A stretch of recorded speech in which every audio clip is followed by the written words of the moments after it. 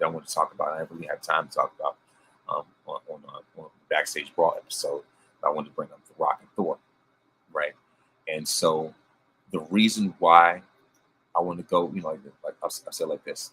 Um, the reason why I say, like the reason why I picked Thor as The Rock's, um, the reason why I picked Thor to be, the reason why I picked Thor to be Rock's comic book equivalent is because, simply put, in order for someone to be a parallel of Thor, you got to be charismatic. You know, you got to have physique. You got to have the strength. You got to have, you have to have, um, like I said, enough confidence to refer to yourself in the third person. You know what I mean? Um, you have to be someone who knows how to bring the house down. You have to, plain and simple, you have to be someone that is, in one simple word, electrifying. So, who more electrifying to be compared to the God of Thunder than the Great One himself, The Rock? You know what I mean? So, and the thing about The Rock and Thor is that both of them come from families that are dynasties. You know, um, of course, Rock. We all know about the legendary, iconic Anawani family, right? And so, of course, how he exceeded the expectations of his grandfather, the High Chief Peter Maivia, and his dad, Rocky Johnson. And of course they become, of course, The Rock has become the symbol of the Anawani family. He's become the symbol of the Samoan dynasty.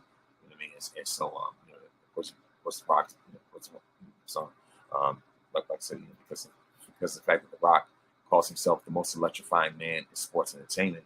Of course, his resume speaks for itself. Because of the fact that because of the fact he's a 10-time world champion. He's one of the greatest. One of the greatest superstars. Just cross over major, iconic names that wrestling has ever produced. You know what I mean? Like I said, like saying, so, so as far as also, um, when you think about Samoans, it's just like it feels as though when it comes to wrestling, their DNA is superior to everybody else's. You know what I mean? So it's just like they are, um, just a completely special group of people. You know what I mean? So, much like how Asgardians are a very unique, superpowered form of people. So like so Samoans, Asgardians pretty much go hand in hand, just like superpowered genetics just leads like so just pretty much just leaps and bounds above everybody else. So meanwhile, Thor, we all know he's the son of Odin. You know what I mean? And so he has exceeded his dad's expectations. So now he has become um, the most successful, most successful Asgardian of all time, most powerful Asgardian, son of Asgard, son of Odin, the ruler of Asgard, the protector of all 9 realms. You know what I mean? And so the thing is, Rock and Thor are both known for superhuman strength, along with charisma. They're super duper electrifying, but also, of course, they're both known for having superhuman level egos. If arrogance had, become physically manifested, and of course, the Great One and Asgard's favorite son would perfectly fit that description. And so forth. But at the same time, they know how to back up their boasting when it matters the most, in the heat of the battle, in the heat of a war.